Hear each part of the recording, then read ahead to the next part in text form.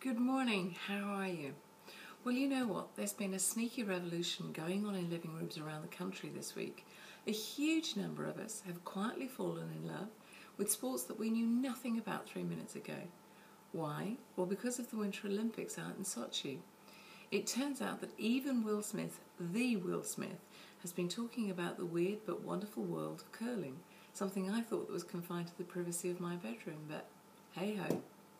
It was also satisfying to hear that the rest of the country has finally caught up with the optimism that we've been banging on about here on Inewsu. It's evidenced by the survey conducted by the Market Household Finance Committee, and it makes really interesting reading, giving an insight into just what we're hanging our hopes onto for the future. Meanwhile, Tim combined old-fashioned fun, Furbies — I cannot believe I'm calling Furbies old-fashioned, I've lived too long — with the state-of-the-art technology of Siri. He's uploaded a clip that has one of them talking to the other, and anybody who's trying to make Siri understand what you want it to do will completely get this and laugh out loud. Of course, being our Tim, he also looked at the serious side of life, and specifically at someone called Genevieve Bell, the best name ever, I would say, who leads a visionary team over at Intel looking at interaction and experience research that engages the consumer beyond the boundaries of consumption. Now that may sound very complicated as a title, but basically it's about the fact that you get pleasure from owning something beyond just the ownership pleasure zone. I know it sounds a bit confusing, but it's really interesting to read. It's kind of like it's not enough to own a pair of Jimmy Choos.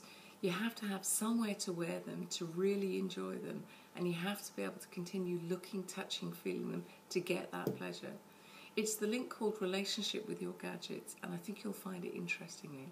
And funnily enough, I keep coming across experiential marketing in various business sectors that I touch. So it seems increasingly important for all organisations to go beyond the simple features and benefits idea of selling and use intelligent marketing to fully engage the hearts and minds of consumers. The question is though, do you do it already? And if not, will you? If it's good enough for Intel and Bentley, maybe you and I should be doing it too, or at least a variation thereof. Less cerebrally, I love the upload showing you how to guarantee you'll win 10 amazing bets every time, complete with full idiot-proof instructions. Well, I say that, but I haven't tried them all.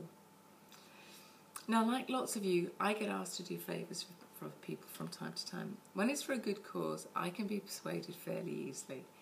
But there's always the one person that you know who keeps asking for favours simply to see how much they can get out of you, with the promise that it could really lead to something big in the future. Yeah, no, honestly, absolutely.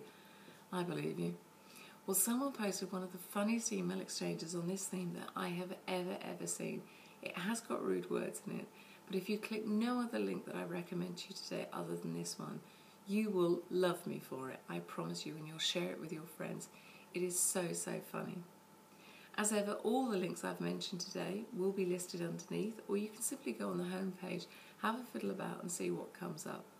And on the basis that you should leave them laughing, I'm off now. See you next week. Have a great one.